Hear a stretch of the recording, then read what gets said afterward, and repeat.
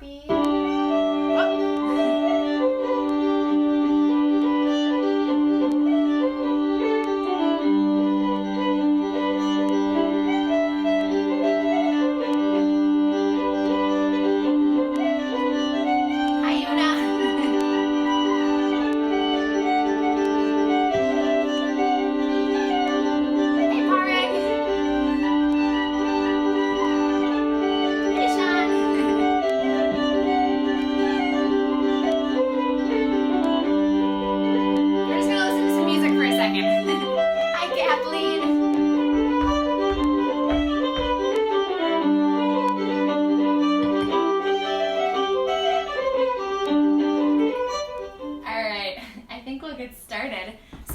That was a track that I'm loving right now by Danny Diamond and Conor Caldwell, two fiddlers who are originally from Belfast, Northern Ireland. And Danny happens to live in Minneapolis, Minnesota now, as of a couple weeks ago.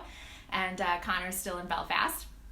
And I love that track because it's the Irish Washerwoman. It's one of those tunes that is like so stereotypically Irish, and no true Irish musician would ever play the Irish Washerwoman, but they're playing it, and they're playing it so beautifully, and so it's always so fun to hear tunes that you kind of have negative connotations with. Hey, Alan, and hope you had fun in Minneapolis or in St. Paul. So to hear tunes that are like the Irish Washerwoman played really well is kind of exciting. So I actually recorded a video of me dancing jigs to that track from Danny and Conor, and I'm going to include that video in my newsletter this Tuesday.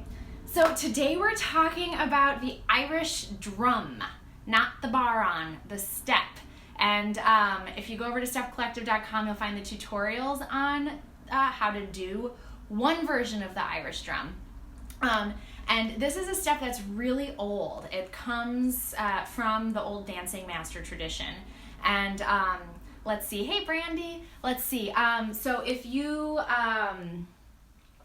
go back to the 16, 17, 1800s in Ireland, you have this kind of new thing happening. A dancing master is evolving. And hey, John, happy Sunday. And oh, hey, Joyce. And I actually, in my newsletter on Thursday or Friday morning, I included a description of the types of dancing masters that had evolved in Ireland at a certain point. It was, I don't have it here on me right now, but, oh, you know what? No, I'm going to get it. I do have it. I swear I have it here, and I can find it really quickly. So bear with me here because it's kind of entertaining. It's from Catherine Foley, who's the director of the dance department at UL. And I quoted her in my thesis, and we're going to find it right now. I'm pulling up my thesis, and I'm going to include this in the newsletter again on Tuesday, so if you're on my mailing list, you'll get this. So by the early decades of the 19th century, Catherine Foley claims that she could kind of discern 4 different types of dancing master. One is the British, French, or Italian dancing master. So I believe I have some things that I've written on the blog so far about these origins. If not, you've gotten it in the newsletter. And they taught the mostly Protestant gentry of the upper middle classes in the cities and larger towns of Ireland, or in gentlemen's houses in rural areas. This is Catherine speaking. The second is the fashionable terpsichorean professor, who was a slightly, and again in Catherine's words, a slightly pretentious dancing master who gallicized his name and aped the manners and dress of his clients. Okay. And then she says 3, the dancing master of 2 ranks, who was respectable enough to teach the young people of both the big houses and the ordinary tenants. And then you had 4, the village hop merchant, again, Catherine's words. On the lowest rung of the social ladder, he prepared young people for Sunday dances and dances at fairs. So those are her words. I might not use some of that language. The village hop merchant feels a little sensationalized. But you had these dancing masters that were kind of evolving in Ireland from the French and English dancing master tradition, and creating steps and moves that kind of evolved into what we know as Irish step dancing today. And one of these moves is the Irish drum. Now, if you look at steps from different dancing masters, you'll find different versions of drums. Now, the reason it's called a drum is because it makes kind of a galloping sound, like as if you're doing a repetitive drum beat. Like it could be, a drum could create that rhythm. Irish drum. So let me demonstrate. So I only taught 2 ways of doing a drum in the tutorials this week, but I'm going to demonstrate more drums for you right now. And then I'm actually really excited because in the newsletter on Tuesday, I'm going to include some videos of Fred Astaire and Ginger Rogers doing 2 different types of drums and a couple of their choreographies. It's kind of fun to see it being used in tap dancing too, American tap dance. So, okay, so one way to do a drum would be just one foot, one foot's kind of being active, and then you're going back and forth. Okay, so you're doing step, step, heel, heel, toe, toe, heel, heel. And depending on the dancing master and the move, you're gonna do kind of different combinations of steps and heels. So we're gonna just do one here. I'm doing left toe, right toe. I'm going left, right, right, left. And then you can do the other side. Right, left, left, right. Yeah? So you could go back and forth.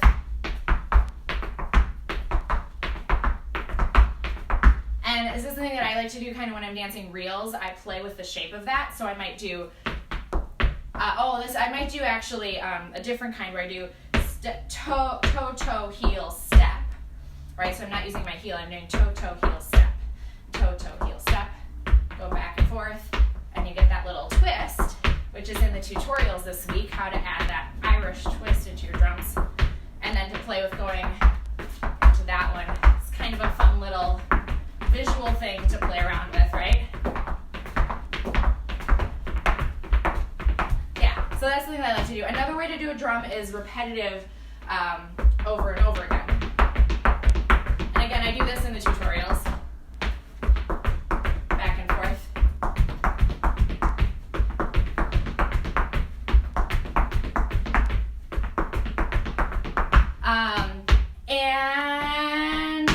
These would be used a lot in hornpipes. Now the dancing masters created a lot of hornpipes, and actually a lot of the set dances, which are like traditional sets, would be St. Patrick's Day, the Blackbird, Job of Journey Work. They all, many of them are either jig or hornpipe time, 6/8 or 2/4. If you the hornpipe steps, for instance, the hornpipe sets, there's always a place in the hornpipe where you actually can use your own hornpipe in the set dance. So you could dance the Blackbird 20 different times, 20 different ways if you have 20 different hornpipe steps. But it would still be the Blackbird, and you'd still have kind of like the basic skeleton of the Blackbird would be there, and you'd be using these extra hornpipe steps. So this is how set dances used to be. Nowadays, everybody dances the one version in competition, or similar versions. So hornpipes, if you are signed up for the newsletter this week, you're going to get a tutorial about how to add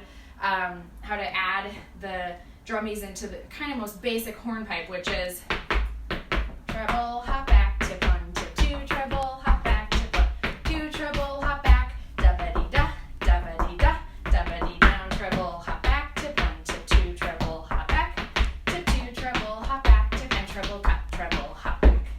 So that's going to be in the newsletter. That's one of the basic hornpipes that uses the drummies. But then also there's going to be a tutorial for how to do this one step that's really old, that comes from one of the old versions of the Blackbird, the long Blackbird from Cork, which John Cullinan, who's a dance researcher in Cork, and kind of big wig on in the competitive dance scene in his day. He was telling me that this Blackbird was this version of the Blackbird, which is one that you'll have seen me do a lot. It's kind of my go-to dance, is one that he and my dancing teacher, Peggy McTaggart, used to argue about how old it was and who had written it. And apparently they thought it was from the 20th century, or from the 19th century, but then they finally realized that this particular move was very old, so it was likely older than the 19th century and not a composition of the person they were imagining it was from. And so this is a very old move, and it goes like this. So it's you kick your heel, and then do a drummy.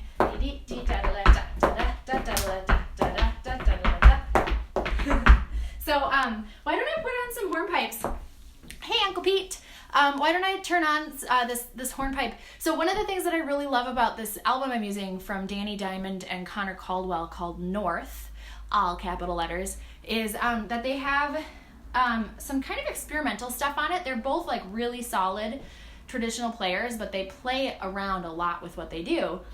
And they have a couple of really, really standard tunes that they do really, really beautifully. And so this is one, their hornpipe track, The Boys of Blue Hill. It starts off with another tune, and then it goes into The Boys of Blue Hill. And so I've been really enjoying playing with this track. So I'll turn it on and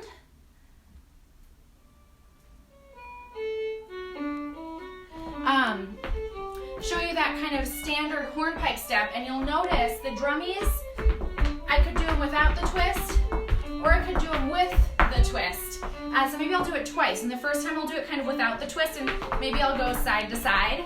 And then the second time I'll do it crossed over and with the twist. You can just kind of see the difference in the drums. Here we go.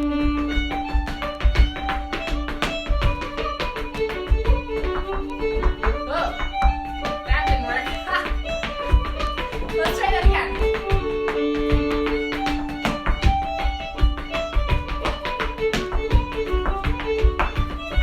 There we go. Okay, so that was not The Boys of Blue Hill. That was the first tune. So I just tried to do something that I actually never do in a hornpipe step. So this is a time that maybe you're going to watch me learn how to do something new. So tip 1, tip 2, treble, hop back, tip 1, tip 2, treble, hop back, tip 2, treble, hop back, da-ba-dee-da, da-ba-dee-da, da-ba-dee, down, treble, hop back. That's what I was trying to do. I think I've never done that version of a drummy in a hornpipe. I only do it in reels. So, all right, I'm gonna try it one more time. Okay. Maybe we'll get to Boys and Blue Hill. Here we go. 5, 6, 7, 8.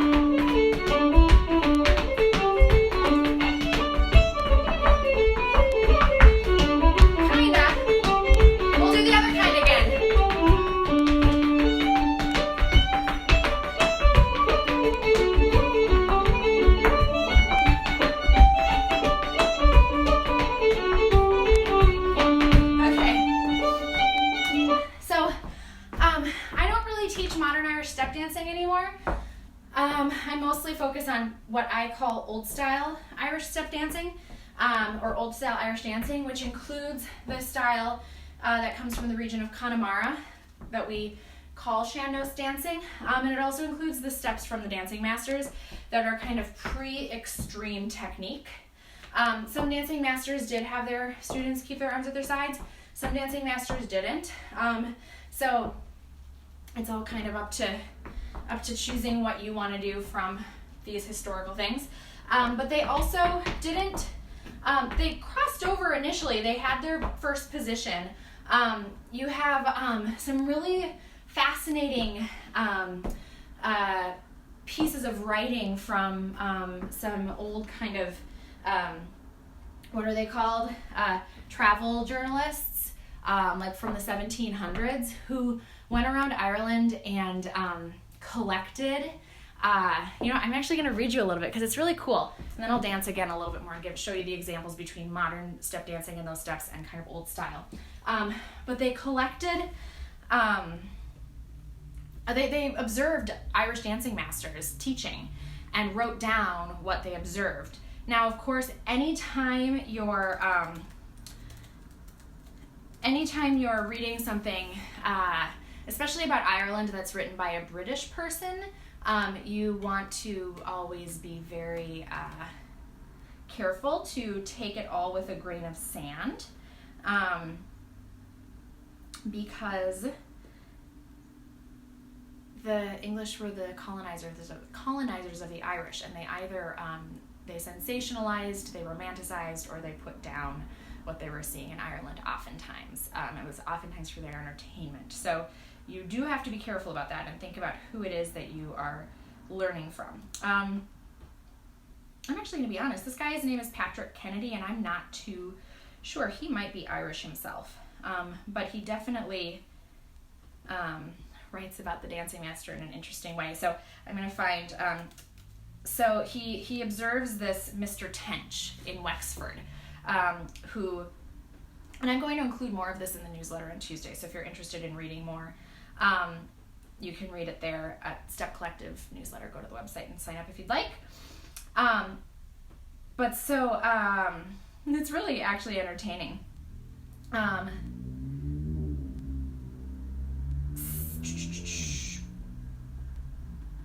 So first he says the teacher of dancing went about, so Tench basically is itinerant and travels around, doesn't have a home, and he's put up by the people of the towns where he teaches dance. He'll show up, he'll teach for a night or a week, and they'll hold a benefit for him where he'll perform, his students will perform, his musician will perform. He travels with a musician, with a blind fiddler actually, and they will raise money for him and send him on his way, and he'll go to the next town and teach again. And that's how he makes his living, and that's how he lives. And yeah, I kind of think maybe that's what I'm heading towards. I don't know.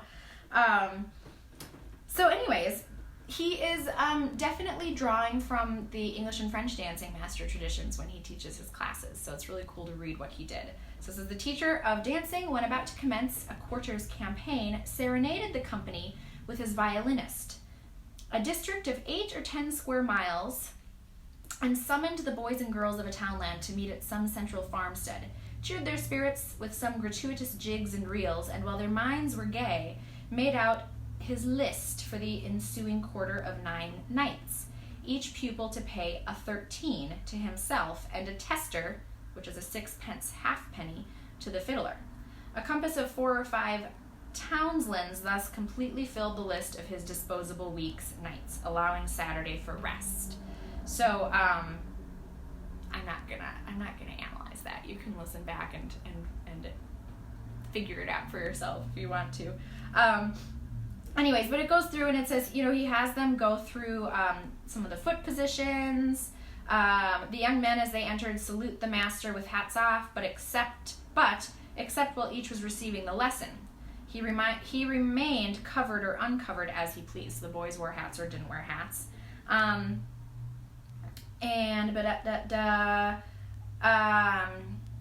Before the commencement of the lesson, the professor would occasionally make a little speech.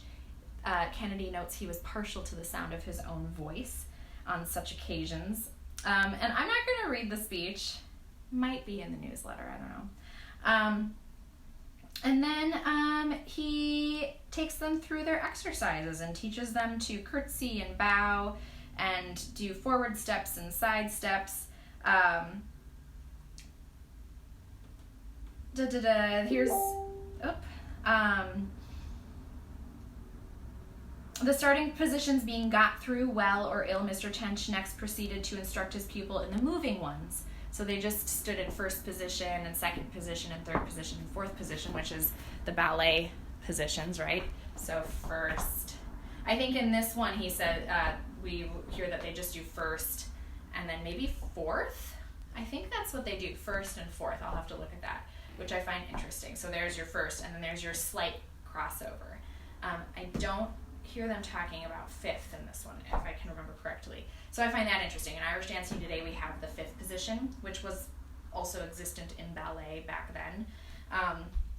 But in this particular case, the dancing master was working with first position and fourth position. So there's maybe a little implication of not having such extreme crossover as we do nowadays in Irish dance. I find this all interesting. I'm just going to read a little bit more. I'm not going to go too long with this, though. They did do second position, too, because it says the standing positions being got through, Tench next proceeded to instruct his pupil, in this case a girl named Una, in the moving ones. Una, holding herself in the second position, which is feet spread apart, he pronounced in a loud, abrupt fashion, "Pousez," and thereupon commencing with the right foot, she marched 2 steps in that direction. On his pronouncing "Pousette," she brought her feet into the position of a curtsy and made it accordingly. L'épousette, or repousette, was the next order, on which she made 1 step backwards in the direction of her original position and repeated the curtsy. The first time he wrote curtsy, C-U-R-T-H-Y, and the second time he wrote courtesy, which I find interesting. And so the mere standing and walking operations were over.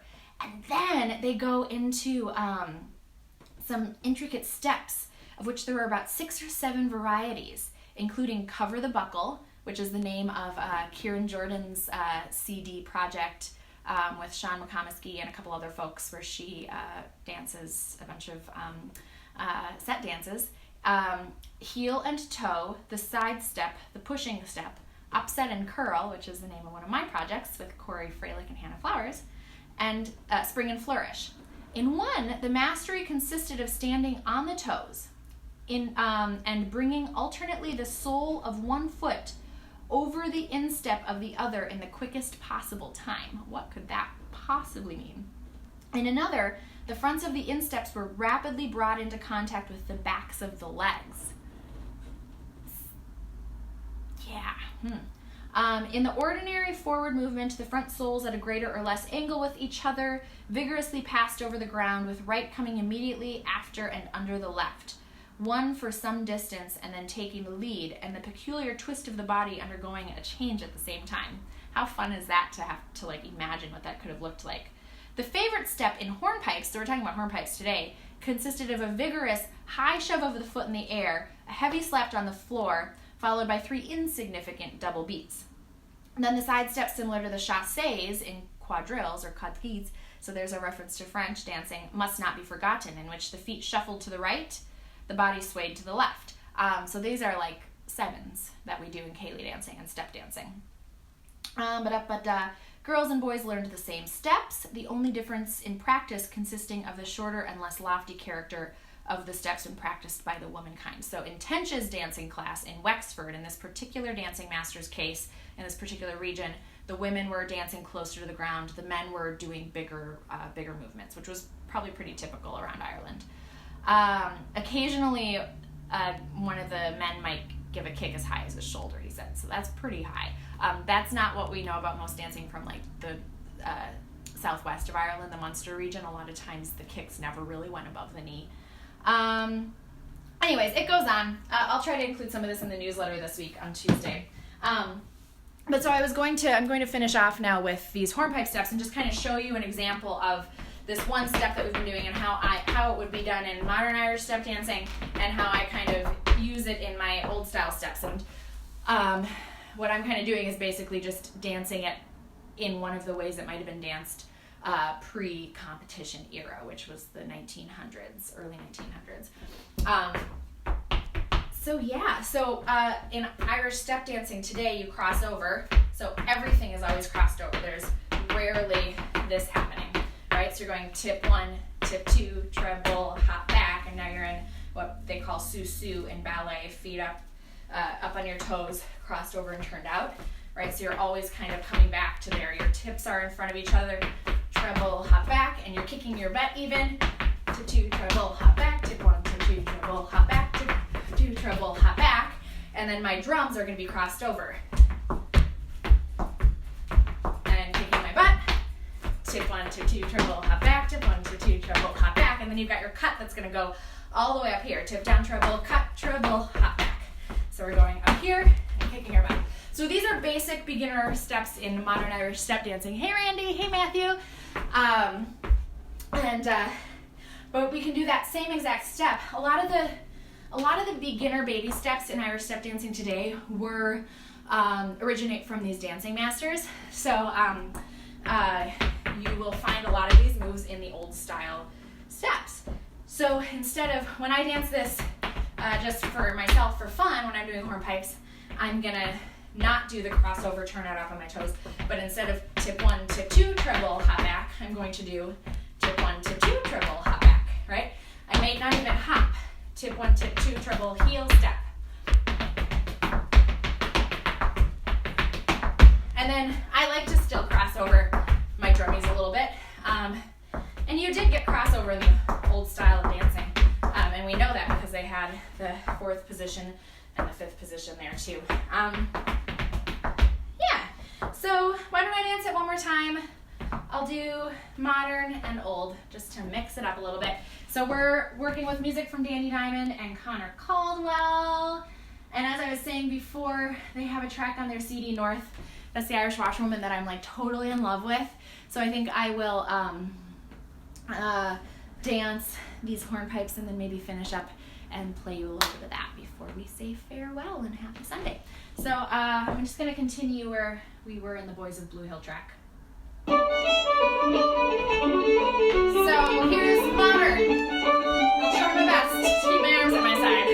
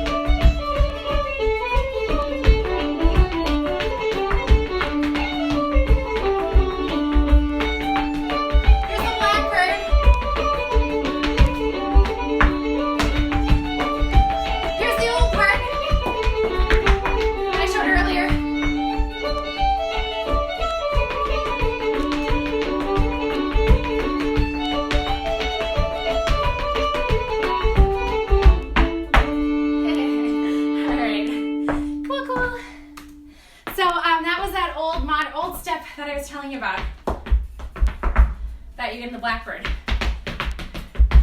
2 triple, hop back to 1 2 triple, hop 1 2 1 2 1 2 triple, hop back to da da da da da da da da da.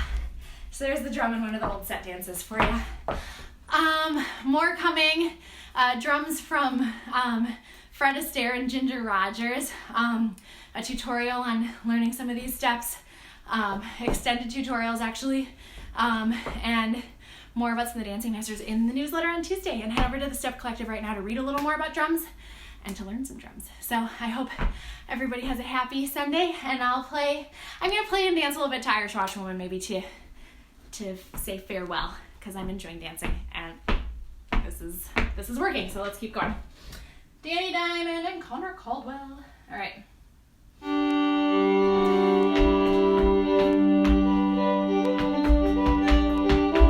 and hey, if you're watching this YouTube challenge is still up. I haven't gotten around to finishing it yet, and I need to send some of you emails to get your videos from me because I know you said you'd do it. And so practice your jigs to this step if you wanna get in on it.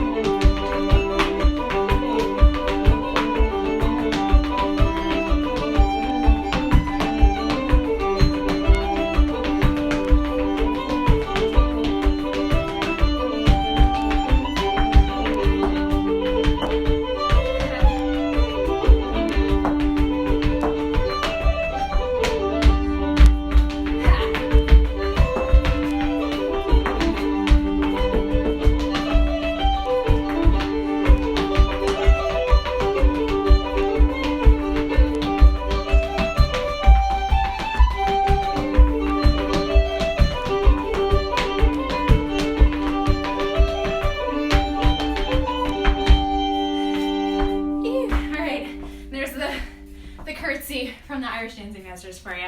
So thanks y'all for tuning in, and head over and get Danny Diamond and Conor Caldwell's CD on iTunes, and head over to the Step Collective and learn some drums and read a blog post, and I'll see you in the newsletter on Tuesday. Take care. Bye-bye.